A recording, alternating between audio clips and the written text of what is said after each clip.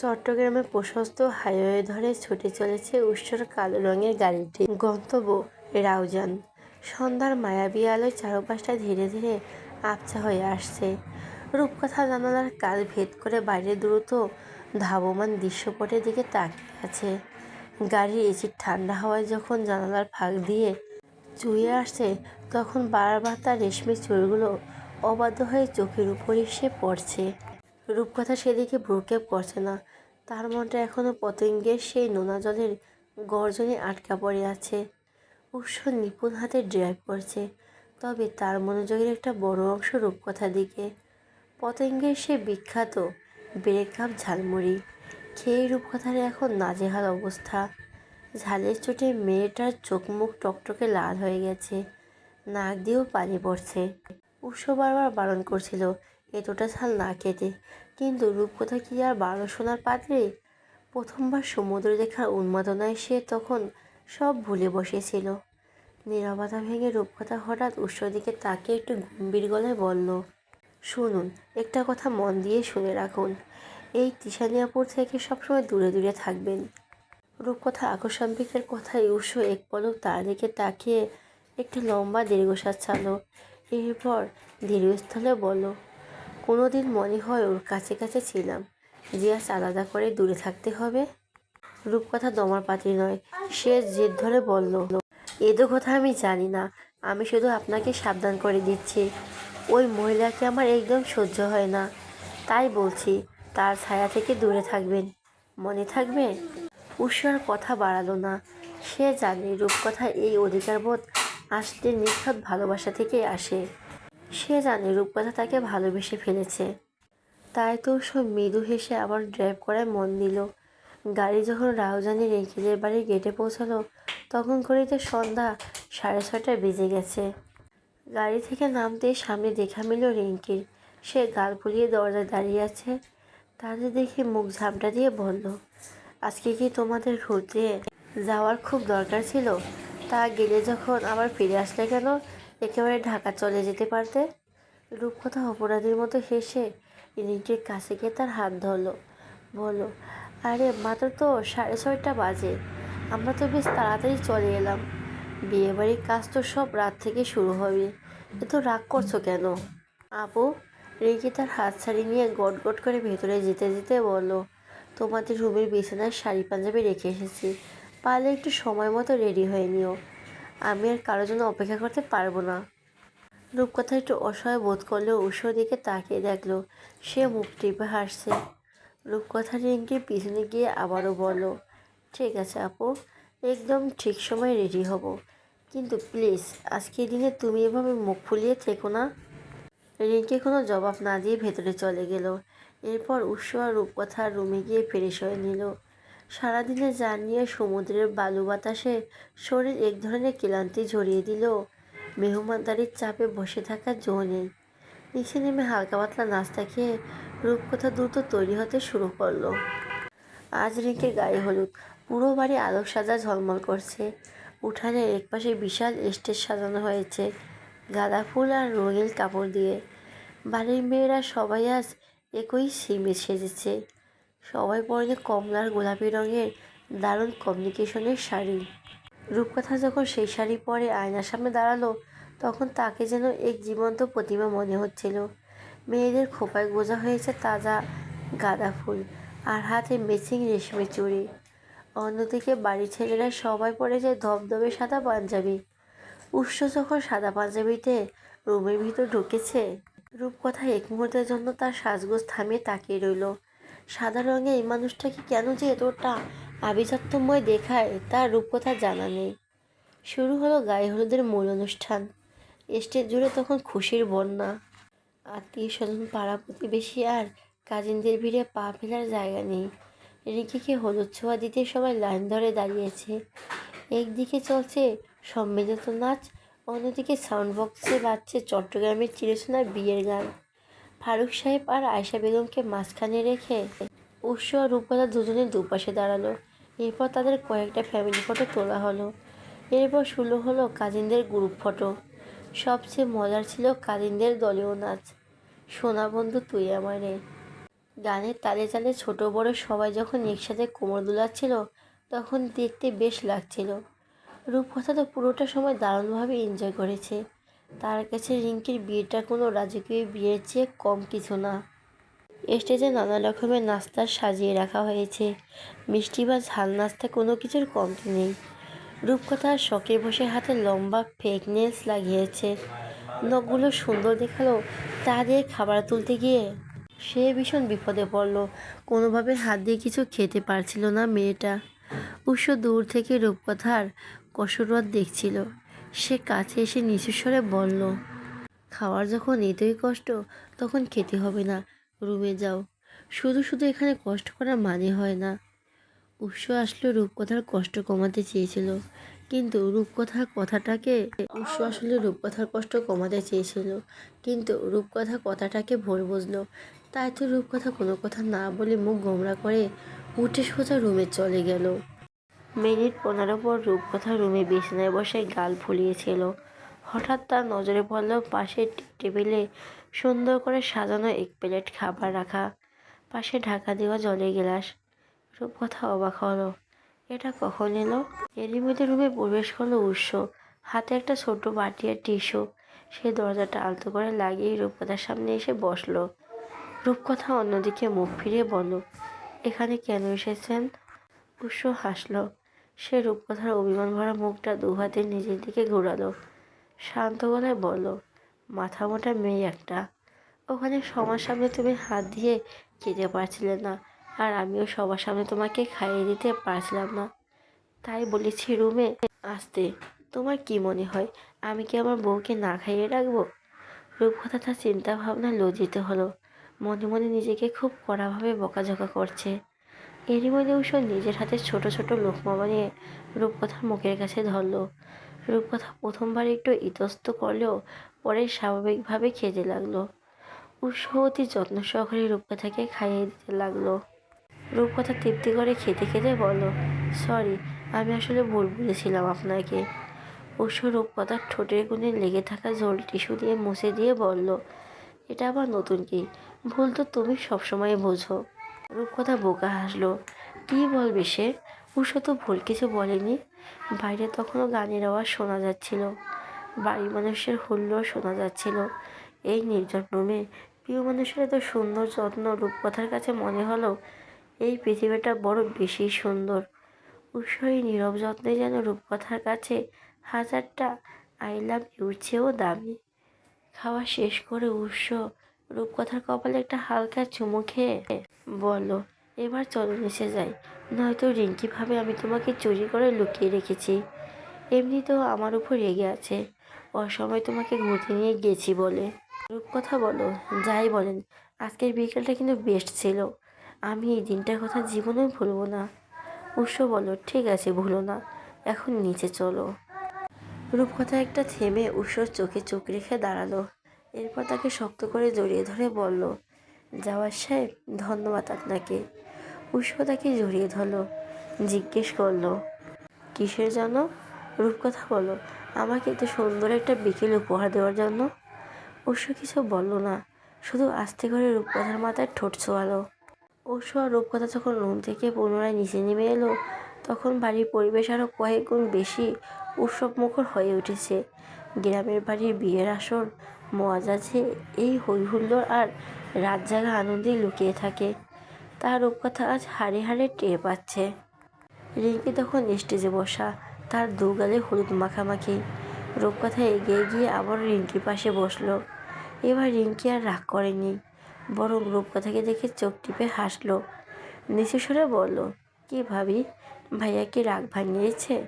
খাওয়া দাওয়া হলো? রূপকথা লজ্জা পেয়ে রিঙ্কির হাতে চিমটে কেটে বলল, বউ মানুষ, এত দিকে নজর কেন?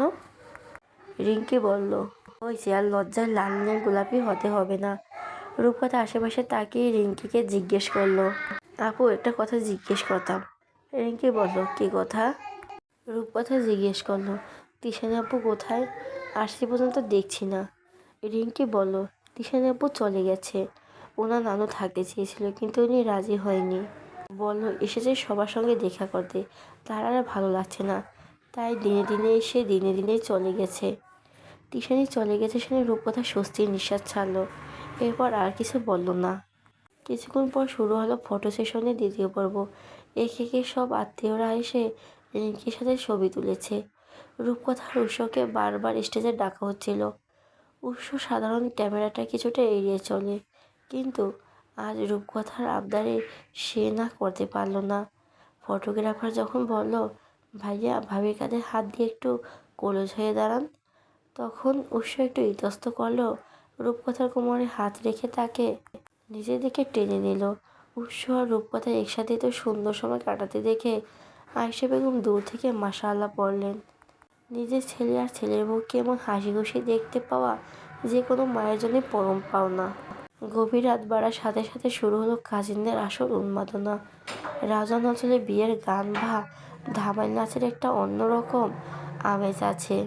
বাড়ির ছোট বড় সব মহিলারা গোল হয়ে দাঁড়িয়ে তালি বেজে গান ধরল। রূপকথা এই সাংস্কৃতিকের সাথে পরিচিত নয়, তবুও সে মাঝখানে গিয়ে সবার সাথে হাত তালি দিয়ে তাল মেলালো। প্রথমে সে তাল মেলাতে চায়নি, পরবর্তীতে পিঙ্কি, মিতু, আনিকা সবাই জোড়াজুড়িতে সেও সবার সঙ্গে জয়েন করলো। উৎসর খালা, মামা সহ সকল মুরব্বীরা মিলে বিয়ের তদারকি করছেন। উৎসকেও মাঝে মাঝে দৌড়াতে হচ্ছে কোনো কিছুর কমতি হলে, তবে তার চোখ সবসময় রূপকথাকে খুঁজে ফিরেছিল। ভিড়ের মাঝে রূপকথাকে যখনই সে দেখেছে, রূপকথা মিষ্টি করে একটা হাসি দিচ্ছে। উৎস তার হাসি দেখে বারবার ভাবছে, আচ্ছা, এই এক টুকরো হাসিতেই যে আমার সব ক্লান্তি দূর হয়ে যাচ্ছে। সেটা কি ওই ভদ্রমহিলা জানে? হলুদের অনুষ্ঠান শেষ হতে হতে রাত প্রায় 3টা বেজে গেল। পুরো বাড়িতে এখন শান্ত, কিন্তু উৎসবের আমেজ রয়ে গেছে। উঠোনের ডেকোরেশনের বাতিগুলো তখন জ্বলছে। রূপকথা আর উৎস যখন নিজেদের রুমে ফিরে এলো, তখন রূপকথার পা আর চলছিল না। হাই হিল আর শাড়িতে সে রীতিমতো ক্লান্ত। রুমে ঢুকে রূপকথা ধপাস করে বিছানায় বসে পড়ল। উৎস দরজা লাগিয়ে তার কাছে এসে দৌড়ালো। রূপকথা করুণ চোখে তাকিয়ে বলো, উফ আল্লাহ, আমার পা দুটো মনে হয় আর শেষ। এই দুটো নাচানাচি করা মনে হয় ঠিক হয়নি। উৎস কিছু না বলে রূপকথার সামনে হাঁটু গেড়ে বসলো। এরপর অতি সাবধানে রূপকথার পা থেকে সেই হিল জুতো জোড়া খুলে নিল। রূপকথা অবাক হয়ে দেখল উৎস তার পায়ের পাতাগুলো আলতো করে টিপে দিচ্ছে। রূপকথা সরিয়ে নেওয়ার চেষ্টা করে বলো, আরে কি করছেন আপনি, ছাড়ুন তো। উৎস রূপকথার দিকে তাকিয়ে গম্ভীর স্বরে বলো, চুপ করে বসে থাকো। আমি না বলছি সমুদ্রের বালিতে বেশি হাঁটাহাঁটি না করতে? আবার রাতে নাচেও অংশ নিলে। কাল তো মেয়ে অনুষ্ঠান, তখন কি করবে? রূপকথা শান্ত হয়ে গেল। উৎসর হাতের স্পর্শে এক অদ্ভুত প্রশান্তি ছড়িয়ে পড়েছিল তার সারা শরীরে। সে উৎসবের মাথায় হাত রেখে চুলে বিলি কেটে দিতে দিতে বলল, জেনে শুনে তো নাচানাচি করেছি। আমি তো জানি আমার শাশুড়ি পোলাটা তো আছেই আমার সেবা করার জন্য। উৎস মুখ তুলে তাকালো। রূপকথার চোখে তখন ঘুমের ঘোর আর রাজ্যের মায়া। উৎস মৃদু হেসে রূপকথার হাতটা ধরে নিজের গালে ছোঁয়ালো। অন্ধকার রুমে শুধু বাইরের টুনি লাইটের হালকা আভা এসে বিচ্ছে। উৎস বলল, বড় হয়ে যাচ্ছ। রূপকথা বলল, বিয়ে হয়েছে, শাদী হয়েছে, কয়েকদিন পর সংসার হবে, এরপর বা। এটুকু বলে রূপকথা থেমে গেল। উৎস বলল, কি হলো, থামলে কেন? রূপকথা কোনো উত্তর দিল না। বাইরে তখন ঝিঝি পোকার ডাক শোনা যাচ্ছে। রাউজানের সিগ্ধ রাতটা যেন এই দুই হৃদয়ের মিলনকে আরো গাঢ় করতে তুলেছিল। রূপকথা উৎসর কোলেই কখন যে ঘুমের রাজে তলিয়ে গেল। উৎস তাকে পরম মমতায় বিছানায় শুয়ে দিয়ে নিজেও মমতায় পাশে শুয়ে পড়ল। এরপর তাকে শক্ত করে নিজের বুকে আগলে নিল। রাউজানের সিগ্ধ সকালে পাখির ডাকে রূপকথার ঘুম ভাঙল। আজ রিঙ্কির বিয়ের দিন। সারা বাড়িতে এক অদ্ভুত ব্যস্ততা। চট্টগ্রামে বিয়ের সকালটা শুরু হয় এক রাজকীয় নাস্তার আয়োজনের মধ্যে দিয়ে। বাড়ির উঠানে বড় বড় দন্তরখান বিছিয়ে মেহমানদের বসানো হয়েছে।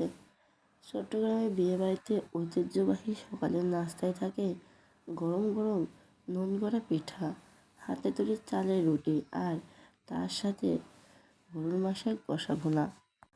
সাথে থাকে ঘন দুধের চা সহ আরও রকমারি নাস্তা।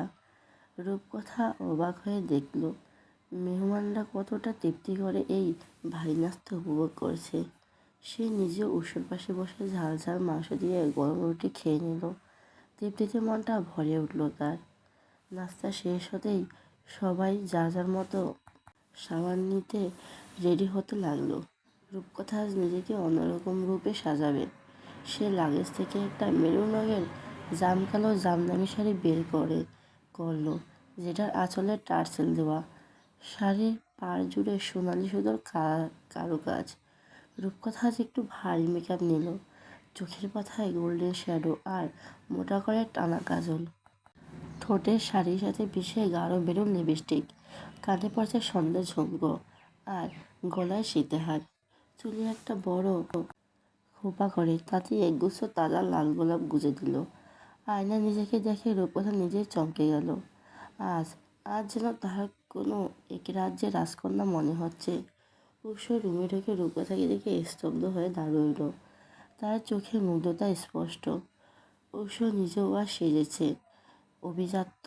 তার পরনে অফ হোয়াইট রঙের সিল্কের পাঞ্জাবি আর তার উপর পরেছে একটা অফ হোয়াইটের কোটি। কোটির বুতামগুলো হীরের মতো ঝিলমিল করছে। রূপকথা উৎসর দিকে তাকিয়ে মুচকি হেসে বলল, বাহ, শাশুড়ি পোলা তো আজ আজ আমার থেকে বেশি জোয়ান হয়ে গেছে।